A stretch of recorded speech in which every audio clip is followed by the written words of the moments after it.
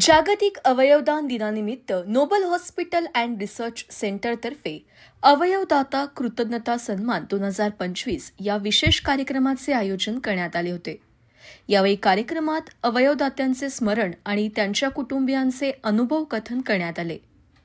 Nobel हॉस्पिटलतर्फे अवयवदानाच्या या महान कार्याने समाजापुढे आदर्श निर्माण करणाऱ्या कुटुंबियांचा यथोचित सत्कार करण्यात आला. या प्रसंगी नोबल हॉस्पिटलचे अध्यक्ष व व्यवस्थापकीय संचालक डॉक्टर दिलीप माने, संचालक डॉक्टर दिविज माने, समूह कार्यकारी अधिकारी डॉक्टर संजय पठारे आणि वरिष्ठ व्यवस्थापन सदस्य कर्मचारी यांच्यासह इतर मान्यवर उपस्थित होते.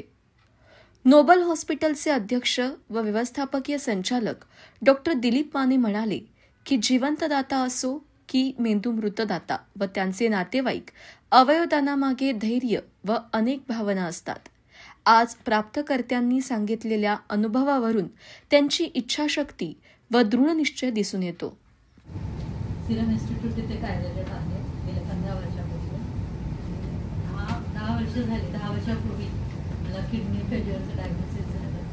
त्याच्यानंतर फर्स्ट थिंग जे आमच्या घरात म्हणजे एकदम खूप वातावरण सगळं चेंज होऊन गेलं. म्हणजे जसं इग्निशियस सर म्हणाले आधी माणूस कसा असतो आणि आता मी जशी आहे त्यात टोटली डिफरन्स होता. म्हणजे सर सुद्धा मला कितीतरी वेळा म्हणतात तू कशी होती आणि कशी आहेस. खूप मोठं मिरॅकल आहे आणि हा मिरॅकल फक्त माझ्या आईमुळे पॉसिबल झालेलं.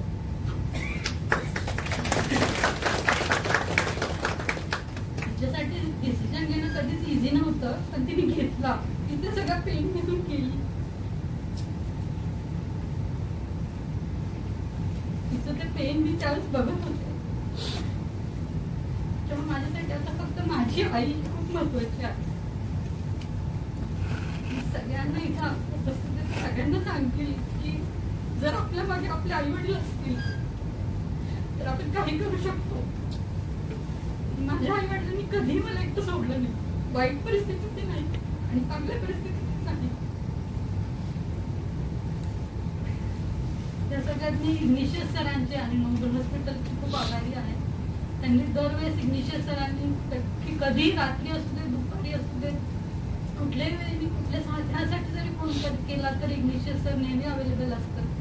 तसेच म्हणजे इतके सपोर्टिव्ह आहेत की म्हणजे माझे साधे साधे क्वेश्चन्स असतात पण सर नेहमी म्हणतात विदाउट इरिटेट होता उत्तर देतात मला. कधी म्हणजे मी असा माणूसच बघितला नाही जो इतकं दुसऱ्यांसाठी करतो. कधी फोन व्हॉट्सअप आमच्या एव्हरीथिंग इज अवेलेबल. की माझी फायनान्शियल परिस्थिती बाय गॉड ग्रेस चांगली होती. त्याच्यामुळे माझ्या आईला आणि वडिलांना किंवा मलाही फायनान्शियल काही आलं नाही. पण जेव्हा मी 3 महिने डायलिसिस केलं तेव्हा मी बघितलेच पेशंट की ज्यांना इच्छा आहे ट्रान्सप्लांट करायची, त्यांच्या आईला द्यायची इच्छा आहे पण ड्यू टू फायनान्शियल सिच्युएशन ते करू शकत नाही. तर प्लीज ह्याच्यासाठी कोणीतरी काहीतरी केलं पाहिजे. फायनान्शियल सिच्युएशन खूप महत्त्वाची होते तेव्हा आपण आणि इनकेस माझं ऑफिस सुद्धा फायनान्शियली होतं त्यांनी पण मला खूप सपोर्ट केला. दॅट्स वाय मी आज या परिस्थितीत आहे. गेली 10 वर्ष माझे लॅबसेस आले, थोडे उतार चढाव झाले पण दॅट इज ओके. त्यात पार्ट होतं आणि मी त्याच्यातून बाहेर आले. इग्निशियस सर आणि बाकी सगळ्या आपल्या मेडिकल स्टाफ